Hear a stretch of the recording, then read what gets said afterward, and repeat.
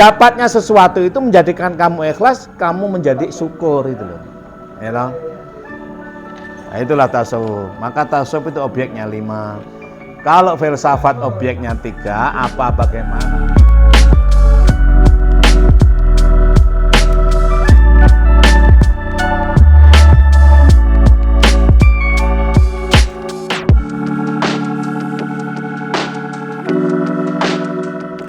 Assalamualaikum warahmatullahi wabarakatuh. Nama saya Agnia Rizkiara Fadila, bisa dipanggil Agnia. Saya dari Bali. Oke, kali ini kita bersama Yaimim dalam mata kuliah Filsafat Ilmu Integrasi Islam dan Sains. Oke, kita sudah pada sesi 2. Langsung saja kita serahkan kepada Yaimim. Kepadanya disilakan.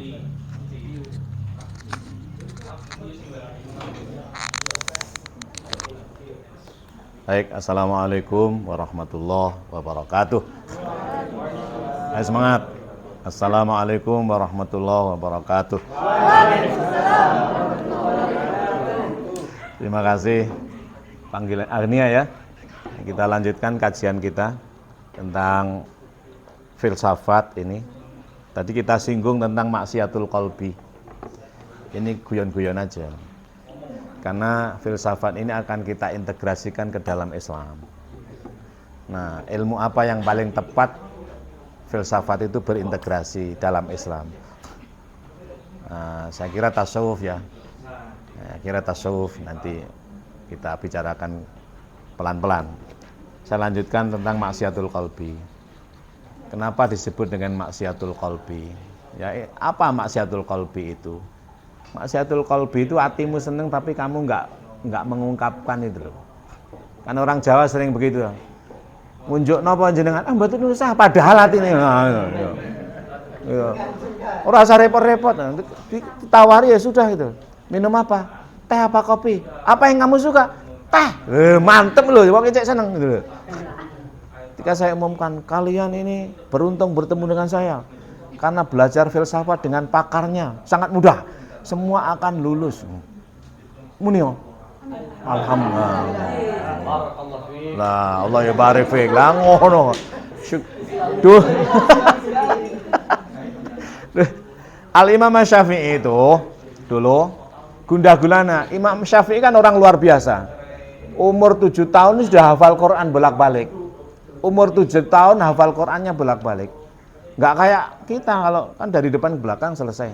Imam Syafi'i minal jinnati wa nas terus apa? Angel dah. Lah sampai bismillah. Ya angel. Walak dolin. Terus coba. Dari ayat terakhir balik. Dari depan ke belakang. Namanya nyungsang ya. Umur 7 tahun. Ya waktunya dia harus belajar. Sementara dia kan tinggal di Palestina. Aslinya dan Hijaz. Saudi itu dulu sebutannya Hijaz sebelum dikuasai oleh Ali Saud, namanya Hijaz ya sebutannya. Karena terjadi perang dan orang tuanya meninggal, ayahnya meninggal, ibunya hijrah ke Palestina. Ya tidak kaya raya lah. Ya, umur 7 tahun waktunya belajar. Nah, di situ yang paling terkenal Imam Malik di Madinah. Nah, untuk masuk madrasah Imam Malik ini enggak mudah. Karena ini khusus mencetak para ulama besar. Dan umurnya juga belum sampai. Masih kecil dia. Tapi kepandainya sudah luar biasa. Lalu Ibunda Asy-Syafi'i menulis surat kepada gubernur di Madinah. Kata belece lah istilahnya. Karena orang Hijaz kan kenal, ada kenalan termasuk orang terpandang. Artinya apa? Bahwa kata belece sudah musim sejak zaman dulu. Apa? Rekom, ya. Nah, minta rekom agar supaya kirim surat kepada gubernur di Madinah agar supaya si Muhammad bin Idris ini, Muhammad ini diperbolehkan masuk madrasahnya Imam Malik. Masih kecil dia. Umur 7 tahun belajar di situ. Temannya udah gede-gede, udah ahli-ahli. Teman belajarnya itu udah ulama-ulama besar. Orang kaya-kaya. Jadi kan biasa mulai zaman dulu kalau kita ingin berguru kepada madrasah yang favorit, pertama kudu pinter, kedua duwe-duwe, ya enggak? Bayar kan? Musim zaman dulu. Pertama kudu encer otaknya, yang kedua punya uang. Lah Imam Syafi'i nggak termasuk ini. Encernya iya tapi duitnya nggak punya. Sehingga untuk mencatat nggak punya pulpen, nggak punya buku. Zaman dulu nggak seperti sekarang, nggak punya alat tulis lah. Akhirnya kayak pantas-pantas itu dia mencatat pakai sungkan sama pakai lidah. Padahal ya nggak mungkin itu loh.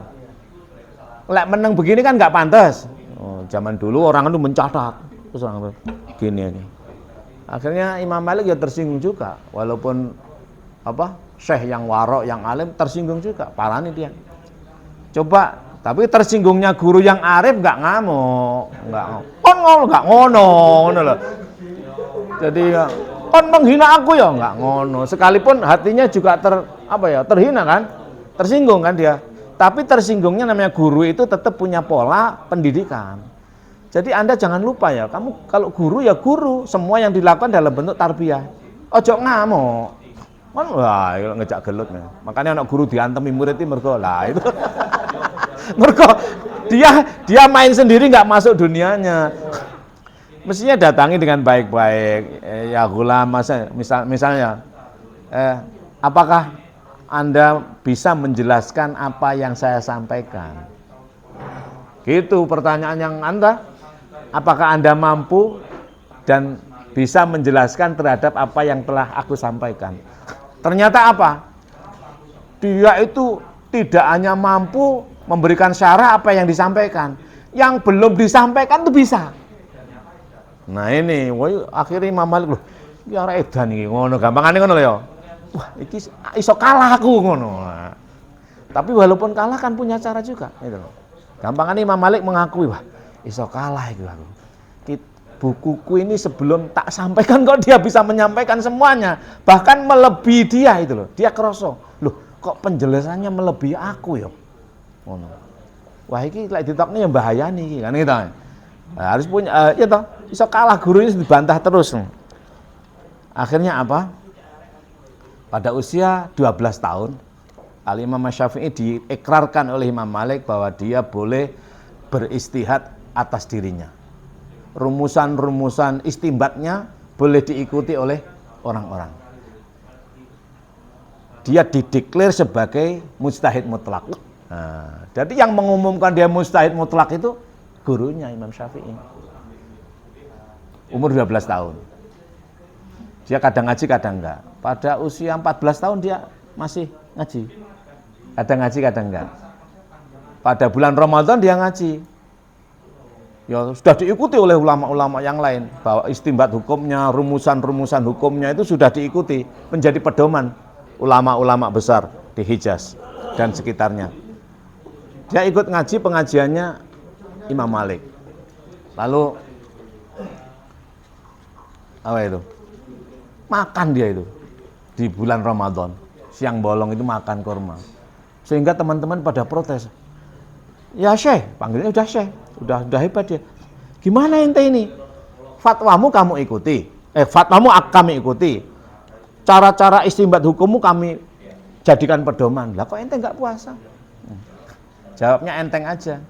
Umur saya baru 14 tahun. Nah, dari situlah artinya apa? Menurut Al-Imam Asy-Syafi'i, akil balik itu 15 tahun. Mukallaf itu 15 tahun. Luar biasa tak? Luar biasa. Jadi Al-Imam Asy-Syafi'i mulai dari 7 sampai 25 tahun berada di Hijaz.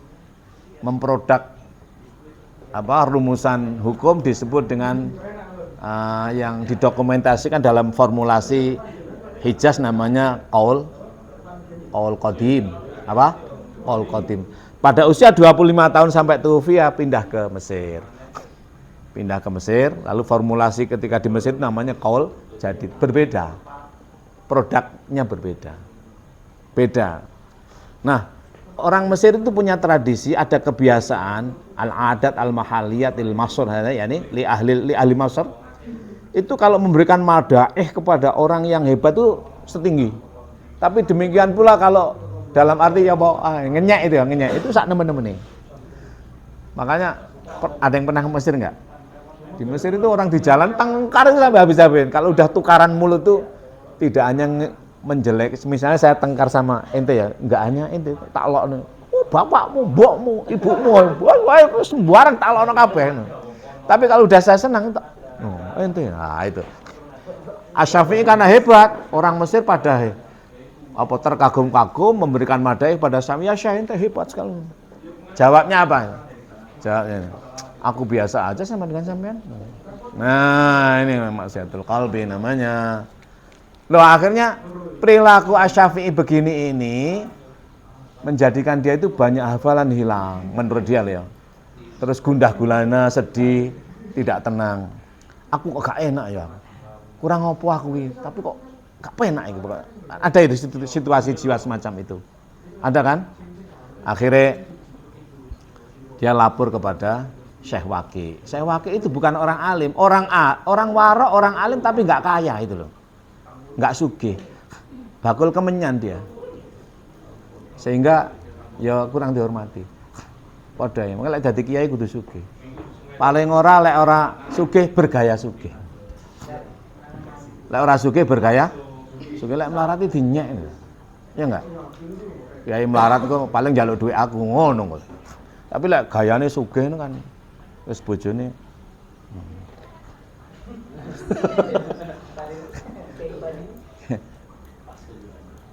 disebut kiai kalau istrinya lebih dari satu kan gitu.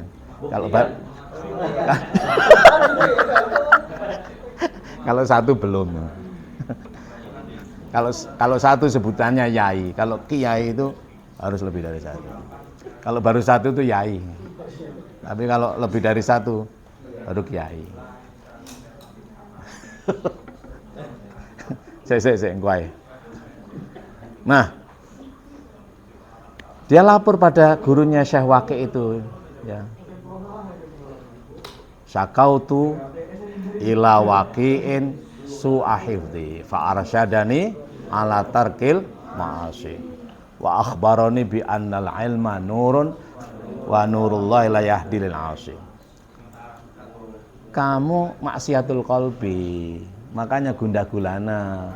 Orang kalau gundah gulana enggak bahagia, mudah pikun. Apalanya mudah hilang. Kalau enggak fokus kan, kalau sedih enggak fokus kan, mari ndelek nang ndi mung bengong tukaran dhewe lah. Nah, Imam Syafi'i juga gitu kok gundah gulana. Kenapa? Dia maksiatul qalb. Maka oleh Syekh Waqi disuruh meninggalkan maksiatul qalb. Apa artinya? Kalau orang lain menyanjung kamu ya ucapkan terima kasih. Ini ganteng ya. Wah, jazakallah khairan. Iya, misalnya ngono lho. Allah yahdik, apalah gitulah. Syukron, apalah ngono lho. Apa ngono lho. Ya pokoknya gitu loh, ojo ya.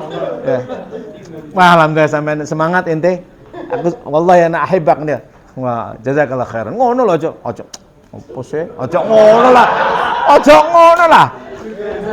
Jadi jadi hidup itu ngono loh. Apa bahasa kita? Blak kotang apa? Kok blak kotang ya? Blak kotang itu kan lepas BH artinya. Blak kotang itu hanya apa yang di dalam kutang itu kamu blakkan lewat lisan gitu. Yang di dalam kutang apa sih? Dalamnya lo bukan dalamnya lagi. Kutang itu apa tuh kutang itu? Ya. Kutang itu kan BH. Kenapa kok itu bahasa Jawa loh? Blak kotang itu bloko suto artinya. Apa adanya, bicara apa adanya. Apa adanya itu ya lah hatimu seneng, ucapkan terima kasih. Itu loh. Blak kotang wae gitu loh orang Jawa. Enggak tahu kok blak kotang itu. Blak itu dihilangi, kotang itu dicopot, kotang ya. Berarti kotangnya dicopot. Jerone kotang itu bukaan kabeh ngono. Maksudnya kamu itu kalau begitu aja mbok gawe kutange ngono gampangan ngono. Sing urung rabi enggak ngerti. Siapa sing urung rabi? Wis bayang-bayangkan aja. Jadi bloko suto apa ono lek kamu disanjung itu suka, ucapkan terima kasih gitu loh. Kalau kamu disanjung misalnya, "Lah ente agnia, mulai ente ya nih. Ente manis lho, Nduk." Nah gitu. Nah, cocok ya? Nah, iya toh. Agnia ini manis dari Bali. Ya, dan cerdas, smart ya. Ya alhamdulillah toh. Nah, kok enggak terima kasih sih? Malang. Terima kasih Ustaz. Dilem gayane disanjung, oh, jangan gitu langsung. Kok ngomah ngoco. Aku ternyata manis. Lah itu enggak jujur itu loh. Loh mestinya kalau terima kasih Ustaz kan yang memberikan sanjungan kan suka. Ya, kalau kita suka itu menjadikan bahagia. Kalau bahagia gundah gulana hilang, kalau wirosah datang. Kalau kita happy, jujur, wirsah datang. Apa wirsah itu? Intuisi. Makanya Al-Imam Syafi'i dulu waktu di Madinah itu intuisinya luar biasa. Seolah-olah Al-Imam Syafi'i itu punya ilmu laduni gitu loh. Sama dengan Imam Malik. Iya toh. Kan sering antara murid dengan guru. Coba dilihat di dalam sejarahnya Syafi'i ini. Bedek. Orang lewat itu. Bedek orang lewat. Ya, Syafi'i Muhammad. Itu orang itu kerjanya apa? Ya. Dengan intuisinya dia jawab. Karena yang kerja coba kamu dibadek. Ini orang ini kerjanya apa? Itu kerjanya mengurusi istri katanya. Ya. Terus Imam Malik mengatakan, dia bukan mengurusi istri tapi cari uang. Sama aja kan? Loh, akhirnya berdebat loh. Kenapa nyari uang? Istri kan golek duit. Ngurusi istri itu ya, ini lebih nembak itu loh. Ngurusi istri mergo oleh duit. Kamu enggak akan akhirnya berdebat. Kenapa Anda menjawab padahal dia itu cari uang, dia pedagang. Kan berdagang cari duit untuk ngurusi istri. Nah, dia lebih cepat, lebih maju. Imam Malik cari uang. Kalau cari uang kan belum. Ngurusi istri mesti gawe duit kan? Nah, ini lebih tepat itu loh. Berdebat akhirnya wah ente padha pintere ngono, akhirnya padha pintere. Nah, Asy-Syafi'i itu lebih banyak wirsahnya. Makanya dia al-ulama warasatul anbiya. Maka para ulama sufi, ulama tasawuf dalam integrasi Islam ya. Filsafat integrasi Islam. Ulama tasawuf itu menawarkan dua pendekatan di dalam belajar. Yang pertama dirosah, yang kedua wirosah. Yang pertama studi lateralistik, membaca buku-buku empiris, lapangan. Yang kedua wirosah, intuisi dengan membersihkan hati. Jujur kowe ngono. Apa ana wae. Ya lek ora setuju ngomong terus sampaikan dengan baik. Nek kamu seneng ya ngomong. Alhamdulillah Ustaz, saya suka.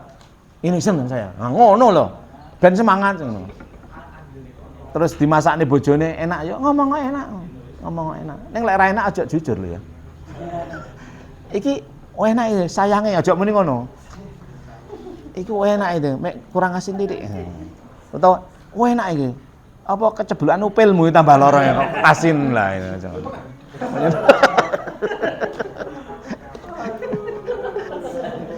Enggak, Sarifah ngerti toh? Enggak, Sarifah senyum tertawa ini ngerti apa enggak toh? Jangan-jangan enggak ngerti. Ini kan bahasa Jawa soalnya. Sarifah ngerti toh? Minoritas saja. Oh, diperkirakan ya. Jadi ada dua metode di dalam pendekatan ilmu tasawuf. Ini filsafat integrasi Islam ya. Yaitu metode lateralistik dirosah dan metode wirosah, intuisi. Nah, ulama itu intuisi. Maka al-ulama, bukan alimuna. Ulama itu jamaknya taksir ya. Tidak ada isim tasniyah dan tidak ada pula isim mufradnya. Ya pokoknya gitu aja. Lahir mara-mara ulama. Dia warasatul anbiya. Apa warasatul anbiya? Ya mewarisi ilmunya para nabi. Kalau dapat warisan tuh golek apa enggak? Enggak kan? Ya mara-mara iso gitu loh. Nabi Adam mara iso sabar kayak Nabi Adam. Nabi Nuh iso menghimpun banyak orang. Bikin perahu ya ta? Bisa apa? Nuh lah artinya. Apalagi Nabi Hud misalnya, so senang menyenangkan orang. Hud itu senang artinya. Maka simbolnya burung. Saya hujan lokal. Ya. Ya untung. Ya warasatul anbiya. Nabi Daud kaya raya, istrinya banyak. Dan konon Nabi Daud itu bisa mendatangi istrinya itu sehari 100 istri. Nah, ini kamu harus golek ilmunya Nabi Daud. Ya, kamu satu istri aja sudah kalah. Nah, berarti kamu nggak mewarisi, nggak ulama gitu loh. Kalau ulama itu kudu Daudiyah itu kan. Kudu Sulaimaniyah, kaya raya, ya kan? Daudiyah. Daud melahirkan Sulaiman, ya, itu kan. Ya. Cari rahasianya, gimana itu? Nah, puasanya. Jangan puasanya doang. Jangan puasanya, tapi pelajari rahasianya. Nabi Daud di mana itu? Kan sampai ada senam Daudiyah, ada sholawat Daudiyah, ada siamu Daud dan lain sebagainya. Yang terkenal di Indonesia itu siam saja. Siam kan tambah lemes itu loh. Ya, kalau siam nanti golek opo ngono. Ya toh. Ya. Saya dulu juga sering belajar apa tirakatan Daud, puasa Daud. Tapi ngerasa enggak dapat apa-apa. Soalnya aku golek itu loh. Ke dalam ilmu tasawuf golek itu enggak oleh. Ya lakoni aja, bersihkan dari semua-semua. Akhirnya aku ora krono sapa-sapa, krono aku wae. Aku nglakoni iki ben kuat ngene ngono. Nglakoni ini ben kuat ngene, semua untuk diri saya, ben aku dadi ikhlas. Kamu baru ikhlas kalau dapat kan? Orang itu iso ikhlas kalau dapat loh. Kalau nggak dapat mana bisa ikhlas? Ya toh? Wes aku ikhlas nggak ada nggak apa-apa. Enggak ngapusi kowe. Kudu oleh baru ikhlas ngono loh. Tono dum-duman kalau nggak dapat nggak apa-apa wis. Ora iso kowe. Ora iso, kudu oleh ngono. Makanya sak titik kudu malah yudraku kullu yudraku ba'duhu gitu kan. Lek gak oleh kabeh ya aja sampe blas ora ngono. Ya apa? Misale uangnya hanya 1 juta dibagi 10 orang 100 ribuan. Kamu yang ke-11, ya apa iso gamblok nyang ndi ngono. Aja sampe blas ya apa carane? Golek ben iso ikhlas atimu. Wis aku tak nrimo lah enggak nrimo kowe. Ngapusi kowe, enggak jujur. Nah, wis apa carane? Lah di sinilah berlaku epistemologi dan tasawuf. Ya toh? Tasawuf dengan epistemologi ketepatan. Nah, bagaimana epistemologi berjumpa dengan tasawuf? Apa itu? Hati. Gak iso orang itu. Atau begini, wis. Ikhlas itu kalau melakukan kan, oleh atau melakukan, dapat atau membayar. Kamu juga nggak bisa loh mengatakan, wis, aku ikhlas nggak bayar ya, nggak iso aku. Kamu baru bayar lah iso ikhlas, lah nggak bayar nggak iso. Makanya jangan diumumkan dari hamba Allah, jangan itu malah nggak ikhlas. Sebut aja berapa jumlahnya, diterima siapa, kapan. Nah, baru ikhlas. Ikhlas itu kalau kamu bayar, lek nggak bayar nggak ikhlas. Diumumkan nggak ada pengaruh. Aku bayar 1.000, ikhlas namanya. Aku nggak bayar ya tak ikhlas wae, gak iso. Wong ikhlas itu melakukan perbuatan, oleh atau dapat. Ono dum-duman, gak oleh, gak apa-apa, gak ikhlas wae. Kudu oleh ya apa carane? Ono prinsip malah yudraku kulluhu yudraku ba'duhu au kulluhu. Yang tidak bisa diraih semua aja sampai enggak blas gak oleh, kudu oleh titik. Mbah carane ya apa? Berkaya apa-apa piye lah, kudu oleh. Wis kadung puacaran enggak dadi aja sampai blas gak oleh, paling ora opone lah opone lah gitu. Kudu oleh apa? Dapatnya sesuatu itu menjadikan kamu ikhlas, kamu menjadi syukur itu loh. Ya loh. Nah, itulah tasawuf. Maka tasawuf itu objeknya 5. Kalau filsafat objeknya 3, apa, bagaimana, untuk apa, ya. Kalau tasawuf objeknya 5, iman, ilmu, nikmat, takwa. Iman, ilmu, nikmat, takwa. Dan nafsu yang harus dipimpin oleh iman, dikendalikan oleh ilmu, ya. Dipimpin oleh iman, dikendalikan oleh ilmu, dikontrol oleh nikmat, rasa, dicek selalu oleh takwa. Semua ada dalam dirimu. Di dalam dirimu, bukan dalam diri orang lain itu loh. Iman itu dalam dirimu, ilmu dalam dirimu, nikmat dalam dirimu, takwa dalam dirimu, nafsu dalam jasadmu. Bentuknya nafas. Nafas itu tanda adanya kehidupan jasad. Selama masih ada nafsu, nafas, berarti jasadmu masih berkemauan. Apa maunya? Harta benda, istri. Perut dan bawah perut. Ya toh? Perut itu materialistik, bawah perut itu hedonistik. Sigmund Freud itu perut, libid, ya toh? Ya itu aja. Wong tambah tuwek, itu tambah nemen kepingine. Hanya saja jasad semakin tua semakin lemes. Nah ini kalau nggak dimakrifati, nggak disadari, bisa rusak. Ya itu. Orang umur tambah tuwek, tambah tahu kok modelnya wong ayu itu. Ya enggak? Kamu dulu waktu usia berapa itu? Saya dulu usia 15 tahun kok wong ayu ngono kuwi. Nah, sekarang ini orang cantik saya tahu, jero-jero ini tahu saya. Paham saya lekuk-lekuknya itu. Tambah tuwek tambah roh wong ayu. Nek mbiyen wis pokoke gawe klambi apik ayu. Lah saiki kudu ngono ya, beda. Tambah tuwek tambah suka harta. Lah iso anakku, putuku ngono. Nah ini kalau nggak disadari, dipimpin oleh iman, dikontrol selalu, dikendalikan oleh ilmu, dikontrol selalu, dicek oleh nikmat, rasa, dicek selalu oleh takwa, rusak kita.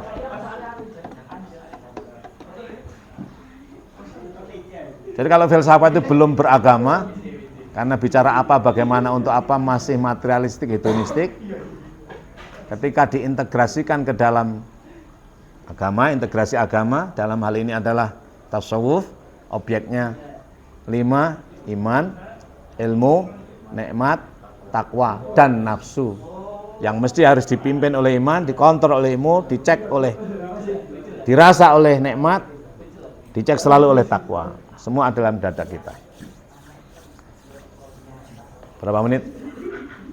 26. Hah? 26. Nah. 26,5. Nah ini diakhiri dulu. Sesi kedua diakhiri, masuk sesi ketiga. Pokoknya 30 menitan. Ya, dihubungin. Ya. Baik. Jadi kita bicara maksiatul qalbi berarti kan integrasi pada Islam dalam aspek tasawuf. Setelah ini saya akan lompat ke tasawuf dan besok kapan lompat ke filsafat. Bicaranya itu aja. Terus nanti integrasi dengan sains itu apa? Di belakang, di kemudian hari.